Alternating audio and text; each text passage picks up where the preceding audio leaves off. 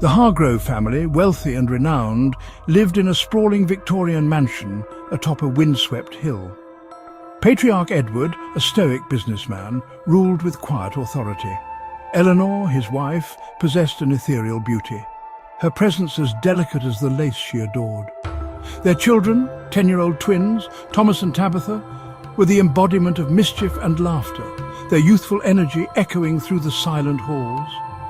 The house, a labyrinth of shadowy corridors and echoing chambers, held an air of melancholy. It was a place of secrets, its history whispered in the creaking floorboards and the sighing wind that rattled the window panes. The Harygroves, accustomed to its eccentricities, dismissed them as the quirks of an aging home. They were, however, unprepared for the events that would soon unfold, events that would shake the very foundation of their seemingly idyllic world. Their lives, once a tapestry of comfort and privilege, were about to unravel, thread by thread, into a chilling nightmare. The arrival of Miss Agatha, the new maid, coincided with a shift in the atmosphere of the Harper mansion.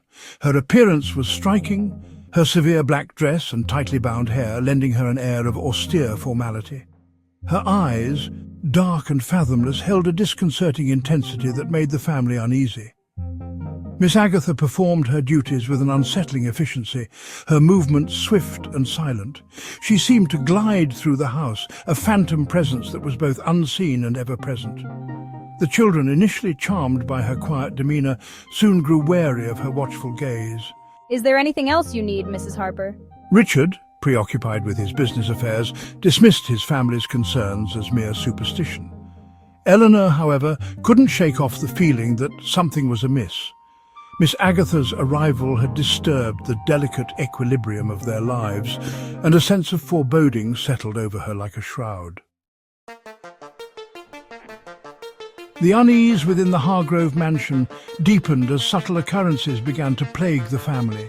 Whispers seemed to emanate from empty rooms, hushed voices that ceased abruptly whenever anyone drew near. Shadows danced at the edge of their vision, fleeting glimpses of movement that vanished upon closer inspection. Thomas and Tabitha, their youthful innocence fading, claimed to see a tall, dark figure lurking in the shadows. Mom, I saw someone in the hallway. Me too, it was so scary. Their laughter, once a constant refrain, dwindled to nervous giggles. They clung to their parents, seeking solace in their presence. Eleanor, her nerves frayed, found it increasingly difficult to sleep. She would lie awake at night, her heart pounding in her chest, as the old house groaned and settled around her. The wind howled like a banshee, its mournful cries seeming to echo her growing terror. One evening, as the Harpers gathered in the parlour for their customary after-dinner coffee, their attention was drawn to the imposing family portrait that hung above the fireplace. The portrait, painted a century earlier, depicted a stern-faced couple and their two young children. Look at that, the children in the portrait. They seem different. To their horror, the children in the portrait seemed to have moved. Their eyes, once fixed straight ahead, now gazed out at the room, their expressions filled with a chilling malevolence. This can't be real. Richard, do you see that? The family stared in disbelief, their blood turning to ice in their veins. Richard, attempting to maintain a facade of composure, dismissed it as a trick of the light. It's just a trick of the light, Eleanor, nothing more. But Eleanor, her eyes wide with fear, knew that something was terribly wrong. The portrait, once a symbol of their family legacy, now felt like a harbinger of doom.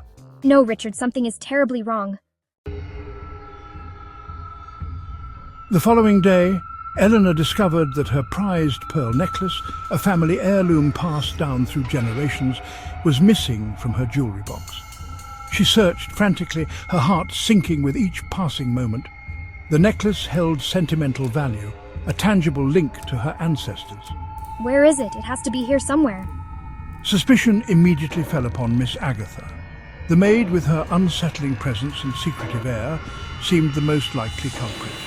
Miss Agatha, do you know anything about my necklace? No, madam, I have no knowledge of the missing necklace. However, when confronted, Miss Agatha denied any knowledge of the missing necklace, her dark eyes unwavering, The atmosphere in the house grew thick with distrust and paranoia. The Harpers, once a united family, now eyed each other with suspicion. The boundaries between reality and nightmare blurred, leaving them teetering on the precipice of madness. Driven to the brink, Eleanor decided to confront Miss Agatha directly. She crept down to the maid's quarters in the dead of night, her heart pounding in her chest. As she approached the door, she overheard Miss Agatha's voice, low and guttural, as if in conversation with an unseen presence. What is she saying? Who is she talking to? Eleanor's blood ran cold as she heard Miss Agatha utter a string of chilling words, a dark incantation that sent shivers down her spine. The maid's true nature, shrouded in secrecy, was about to be revealed. This can't be happening. Bursting into the room, Eleanor found Miss Agatha standing in the centre of the room, her eyes glowing with an eerie light. In her hands, she held the missing pearl necklace, its once lustrous surface now dull and lifeless. Ah, Mrs. Elwood, I see you found me. Miss Agatha turned to face Eleanor, a triumphant smirk spreading across her face. You see, I told you I would reunite them. With a swift movement, she flung the necklace into the fireplace, where it landed with a soft thud amongst the burning embers. Eleanor watched in horror as the flames consumed the necklace, its destruction mirroring the unraveling of her family. The realization struck her like a physical blow. Miss Agatha was not there to serve them, but to exact revenge on behalf of the children in the portrait, her ancestors. No, this can't be true. Gathering her remaining strength, Eleanor turned and fled, the screams of the children in the portrait echoing in her ears. She raced through the darkened corridors of the mansion, desperate to escape the clutches of the vengeful spirits and the maid who had unleashed them. The Harpers, their lives forever scarred by the events of that night, abandoned the mansion, leaving behind their possessions and their sanity. The haunting of Harper's family served as a chilling reminder that some secrets are best left buried, and that some houses harbour a darkness that can never be extinguished. We are heading towards 1,000 subscribers. Please like and subscribe.